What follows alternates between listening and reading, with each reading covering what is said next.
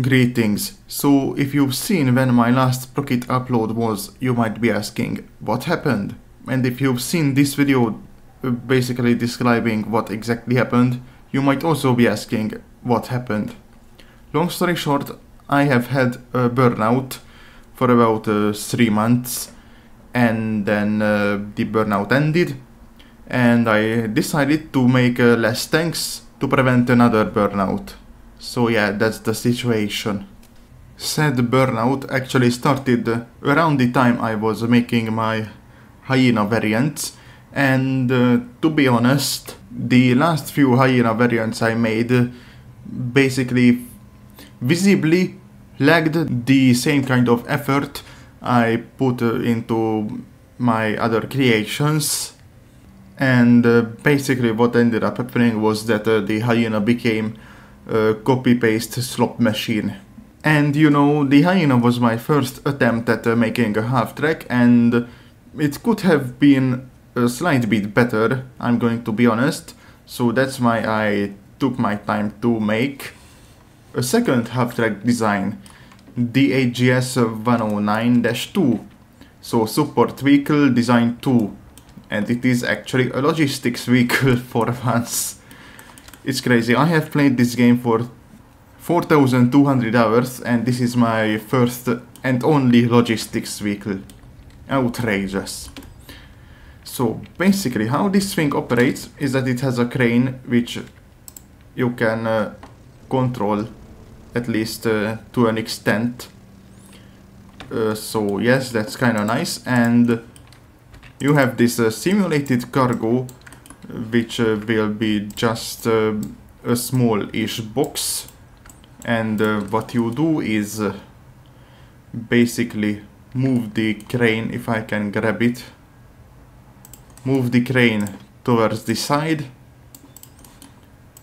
grab the simulated box of I don't know, explosives, food, whatever, then place it on the bed of the half-track truck, and two other Jacobs will probably push it towards the rear, and when it's time to take this off, basically you wrap it around with a rope and then pull on the rope via the winch and pull it towards the rear, and there you go. It's easily accessible from now on. So yes, this is how this thing would operate, and overall I am really happy with it. It's not only my second half-track design I actually bothered with making, but also my second ever truck-like design. The only other one was the HGS 109-1. So yes. Here's a picture of it, just for comparison. So let's take a closer look at the 109-2. Yeah, it's very truck-like. I don't know what else to say. Everything that looks like it's movable, like the hood or the doors, is movable, except when it comes to the side view mirrors and the windshield wipers. They are decorative. And I actually bothered making the underside of the bed, so you can see the drive shaft, the differential, a spare wheel, and the exhausts. So yes, overall I am really happy with how this thing turned out. So now let's see what kind of copy-paste slop I accidentally made of this HGS 109-2. Our first converted variant was the first HGS 109-2 I built, so this is quite literally where this entire vehicle series started, except it was supposed to be the second one I was meant to finish, except I got carried away when making the gun mount and accidentally ended up making an AA variant first. By the way, yes, this is an AA variant. And yeah, that's how this ended up being the first completed variant instead of the second one. Yeah. So, if you know my naming system, you know that AA is a support vehicle. So what happens when you convert a support vehicle into a support vehicle? You get an HGS 10909-2-1-1. That's what this thing is called. And first of all, let's remove the gun shield and these things right here. And let's color the whole thing pink so you can see better. And let's take a closer look at the gun mount, because that's the most interesting part of this. And it looks complicated. It kinda is, but really it's actually quite simple. Alright, let me start again, but now with more clarity. It's a bit hard to explain. So, the right side gunner has access to the hydraulics system for the gun elevation, but can only manually traverse the gun mount. And on the other side, the other gunner can electrically traverse the gun mount, but manually elevate or depress the gun. So basically, one of them has a specialization in gun elevation, the other has a specialization in gun traverse, but both of them have systems to control the entire gun. So if one gunner dies, the other one can just take over with less efficiency. Basically, that's the idea. Also, you can see gunner sights on both sides, one being this spider net like AA sight and the other one being whatever this is. Yeah, very professional. I know. Otherwise, you have access to quite a lot of ammo, both here and here, and yeah, that's basically it. As for the guns themselves, well, they are 40mm Bofors knockoffs and they have an acceptable rate of fire. Not great by any means, but it's acceptable, it's decent. Also, this is the only time I'm going to mention the armor profile of the vehicle. It's not terrible. The front plate over there can withstand these 40mm shells. The sides from the front can also withstand these shells to an extent, so it's actually decently well protected, all things considered, but also the entire side is just 20mm thick. The section I showed earlier is just 35, so it's not great, but I mean it does get the job done, so it's perfectly adequate. Alright, now let's move on to the tank destroyer conversions, which there are 4 of, and the first one is the HGS 10609-2-1-1, which has a 90mm L45 gun. The HGS 10609-2-1-2 has a 90mm L60.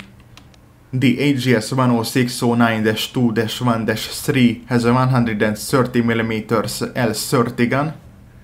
And the HGS 10609-2-1-4 has a 130mm L45 gun. This 90mm variant was meant to be the first one I was supposed to finish, but as I explained it earlier, I got sidetracked and accidentally made the AA variant first. And as you can see, they have pretty much the exact same gun mount, except with a couple modifications on the 90mm version, but they are practically the same. Otherwise, the odd gun shield design was actually not my idea. It was suggested by an American friend of mine to make it like this. Well, he didn't specify how he imagined it. It was just a suggestion for this general idea, and I mean, I don't hate it, so it's quite decent. And of course, The other 90mm variant is practically the exact same thing, except it has a longer gun and slightly longer shells. Moving on to the first 130mm version, as you can see, it doesn't have a muzzle brake, it has a compensator for counteracting the recoil this thing would generate. And actually, if this gun mount thing looks a slight bit familiar, that's basically because I took inspiration from my earlier vehicle thing, the Doom and Bring and Zoom and Wagen, and made the gun mount thing a bit similar to it. Actually, I might rework this thing. So yeah, otherwise the gun shield is in the way. Otherwise the elevation is done via hydraulics, and the traverse is just an electric motor. And it's a bit hard to see, so I'm going to increase the brightness, but you have these two small tanks. That's how the fluid gets moved into these pistons. So yes, that's at least theoretically how it would work. So yes, overall this thing is pretty damn powerful. It has a 130mm anti-everything gun after all. And yeah, that's basically it. Now, the more interesting version is the one with the longer 130mm gun, because it also has a rangefinder, which you can see right here. So it's actually quite a bit better. It's basically mounting a POC 44 on a half track, which might sound a bit overkill, but if it wasn't overkill, then it wouldn't be my tank, or half track I should say. And overall it is a very effective killing machine. It has a reload of just under 10 seconds, and it has 256mm of penetration up close, which of course is quite deadly. And one thing I want to mention right here and now, the traction on these half tracks is actually atrocious. They are practically unusable on ground that isn't completely flat. They just slide around, forget that grip exists and such. So yeah, these things actually really suck, all things considered, thanks to the questionable traction. And if you thought that a 130mm long barrel version was overkill, what about a 205mm version? Yes, this is an artillery piece, and it technically can't carry its own ammunition, but I did hide some inside just so I can show you what it can do. So in theory, the logistics truck from earlier would assist in the loading process. Otherwise, this is actually a rather simple machine. You have an indirect fire sight here and a small computer-like thing in which you can input your traverse angle and elevation angle, and that's it. You fire and the loading process starts. It's a really simple machine, and everything is controlled via hydraulics. So yes, it on paper has 35 degrees of elevation. However, since the bed itself tilts downwards, it actually only really has 30 degrees of elevation, and the side to side movement is plus minus 4 degrees, so not much. And as you can see, the recoil does basically nothing to this half track, It's a really good firing platform, all things considered, at least within the limitations of Sprocket. And yes, it technically does have a direct fire sight, although obviously not physically, it's just hidden. Because I mean, of course I do want to aim at targets. And actually, this gun was supposed to be mounted in a tank destroyer. Well, it's actually a self-propelled howitzer that was meant as a bunker annihilator, but after 7 revisions, I scrapped the project because I realized I was not happy with it. But I kept the gun and I had a good use for it on this half-track. So yes. Now we have seen all the absurd variants. Now let's move on to something a bit more normal. And by that I do mean very normal, because this troop carrier is quite literally just a troop carrier. It has 12 Jacobs on its bed, no gun, no nothing. I don't know what else to say, it's literally just a troop carrier. But I also have another troop carrier version, which is quite a bit more interesting to look at. So basically the idea was, what if I made an ambulance except it's meant for killing and not saving lives? Okay, that was a joke, but I mean, you can't deny that it does look like an ambulance. At least from afar. Anyway, jokes aside, it has 2 heavy tank turrets. And I'm not joking, it has 100mm front angled at 30 degrees and 80mm sides. These are proper heavy tank turrets, and if you remember my Cerberus heavy tank, yeah, I'm remaking it. Well, actually, the reworking process started by me making the 2 mini turrets of the Cerberus for this thing right here, and then I decided to make this Cerberus 2. And yeah, eventually you will see a video of it as well. So it has a couple interesting features, like these hatches that can open up and these slits that you can fold down, and you can use your gun to fire from behind rather pathetic cover, but cover nonetheless. So yes, that's the idea. And alright, here you have a sword. It's actually called Ikakalaka, that's the type of sword. And I ran out of ideas on what to put on the troop carrier. I mean, I have a field telephone right here. So what do I put on the other side? I came to the only logical conclusion and put a sword here.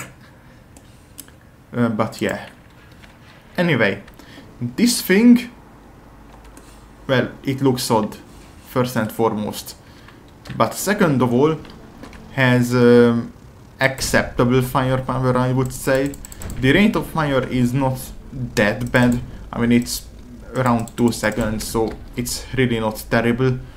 The penetration, however, is, since these are only 37mm guns, and yeah, that's the thing. It looks odd, it has 2 turrets and it's supposed to carry troops, and yeah, this is an odd one.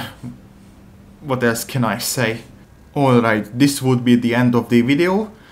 And if you want to try any of these out, they are available on the official Sprocket Discord server in a single pack. So just download the entire pack and you get all 9 of these half tracks.